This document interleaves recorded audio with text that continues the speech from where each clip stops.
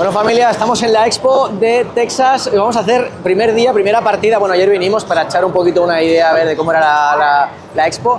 Mira, no sé si podéis apuntar al techo, es una pasada este sitio porque es un hotel súper chulo, techos altísimos y tiene un ambiente, digamos, un poquito distinto a la de Chicago porque es una sala como un poquito más acogedora, por decirlo así. ¿Vale? Nada, dicho esto, una ambientación increíble, son solo las 9:15 de la mañana de un sábado, ya estamos ya a punto de catar probablemente la estrella de esta expo, que es el tema de la Evil Dead, ¿vale? Bueno, primera partida, vamos a ver qué tal, a ver cómo se siente esto. Bien, bien, bien.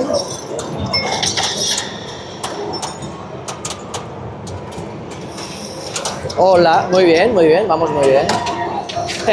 Siguiente. Venga, juega tú.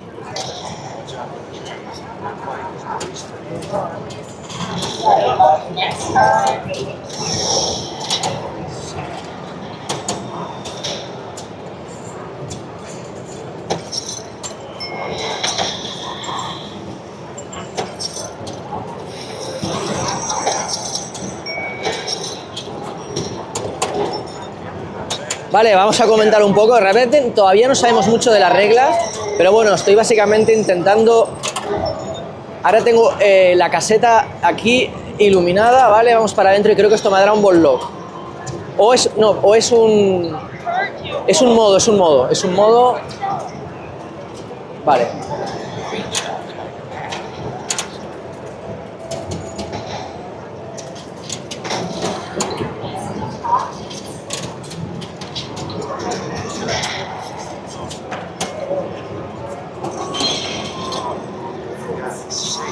Bueno, de momento os puedo decir, más allá de lo que esté haciendo, que tampoco sé muy bien lo que hago, más allá de lo de siempre, tirar a lo que esté iluminado, se siente muy, pero que muy bien el flipper, ¿eh? O sea, de verdad, increíble.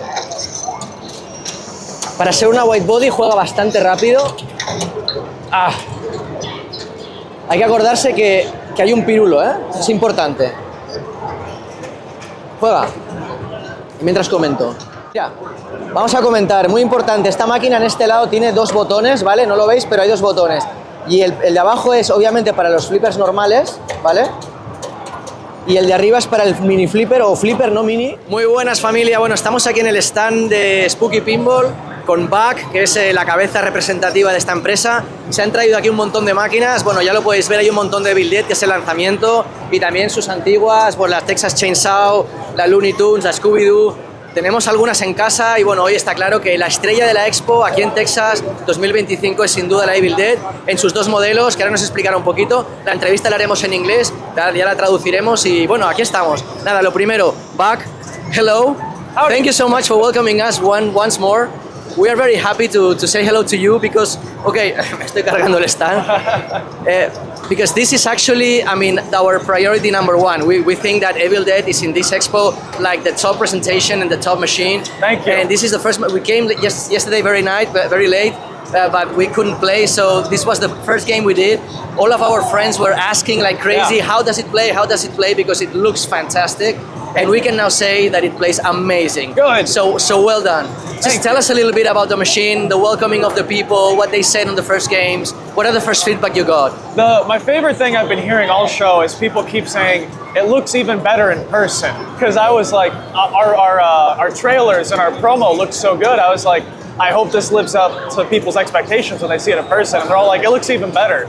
So that's a great thing to hear all show long. And then on top of that, they love how packed it is. They love how it shoots, how it plays. And Steve Ritchie came up to me and told me how much he loves the game. So now it's objectively good. If anyone tells me it's bad, I'm like, no, it's not. Steve said it's good. Officially approved by Steve Ritchie. Yeah. Yeah, that's pretty well. I must say that I was surprised last night because out of the promo videos, it seemed a little bit that the illumination was a little bit dark on the middle part, from my opinion. Last night was darker in here, now there's more light, and I was surprised the light show. It looks even better. It's amazing. You know, I saw some greens and some stuff popping up, so well done from that. And the second thing is it's a wide body, but it plays amazing. Yes. Is there any trick to make a wide body play as good as this one? Is there anything when you design it?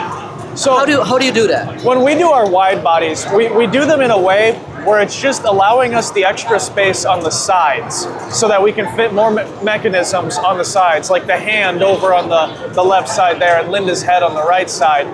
The shots themselves are all very standard body shots. So it keeps the game moving fast, but allows us to jam in more content than you would normally get in a narrow body machine. It gives us that extra space that you need to make the shots shoot better and to give the mechanisms room to breathe on the underside. So it's proven very good for how we do our wide body layouts, and we're definitely going to do more like this in the future. Still going to do more standard bodies. I think certain themes call for standard bodies, certain themes call for wide body. Yeah, so nice. I love wide bodies, so no problem with that. Can you tell us about the models? Because I have the feeling that they're very similar, which is great. Because there's so many add-ons even in the, let's say, lower version, because there's no lower version here. Right, yeah. So there's only one model. There's the collector's edition model.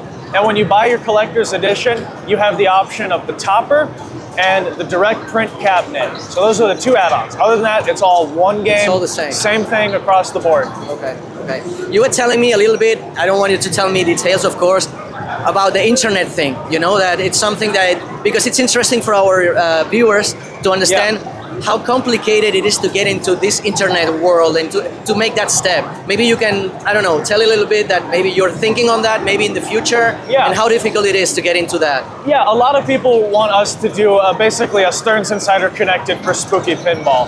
And it's a very, very tough thing to make feasible. The cost of R&D to get that off the ground would be substantial. And then the maintenance of keeping it up and running, it adds a lot of new approvals in with licensors, things like that. And it also allows a lot of room for error, like if it doesn't work and things like that. So we are very interested in it. We know people want it, and we think there may be some cool ways we could go about doing something similar. Not exactly the same, but doing something kind of similar to it, and see if people enjoy that. I think they will. I think we have some good ideas. Good, good luck. One last question. Regarding code updates of the machine, this one or in general, how does Spooky work? More like in a, let's say, Jersey Jack way, that you launch it with the code very developed and then suddenly in maybe 1-2 years you get a super update and basically that's it? Or like Stern-wise where you go like pam, pam, pam, pam, many code updates stepwise? We do a lot of code updates. This year alone, we're going to bring probably 7 more modes to Evil Dead. So any more, you know, we've done it both ways. We've had code launch where there was like basically all the modes in the game, but it wasn't stable enough. And we've had code launch where there was a few modes in the game and it was very stable, but people want more. On Evil Dead, we really found the sweet spot of the right amount of modes with stable code, and with how often we're going to be bringing updates this year, it's going to give people something to look forward to almost monthly, if not like bi-monthly, every 3 months or so. So we have a lot of modes coming, a lot of updates coming, and a lot of cool new features, and we're still updating our old games. I have a Scooby-Doo update that's coming soon. I just updated Looney Tunes, and TCM also just had an update recently. So we have tons of code across the board in all games, but Evil Dead's going to see a lot of great stuff this year. Great. Actually, I like it this way because it's like you have like a little surprise every certain while, and then suddenly boom, and even if it's a little thing, it's like you want to play the game again to find out exactly what was updated. It keeps people interested. Keeps people hooked, yeah? Okay. So Buck, we don't want to steal more time from you. Thank you so much. It's great to see you every expo. We have the chance to come. Well done for the machine, and keep it up for the next ones, yeah? Absolutely. Thank you so much. Thank you. Thank you, Buck. Appreciate it. Thank you. Bye, everybody.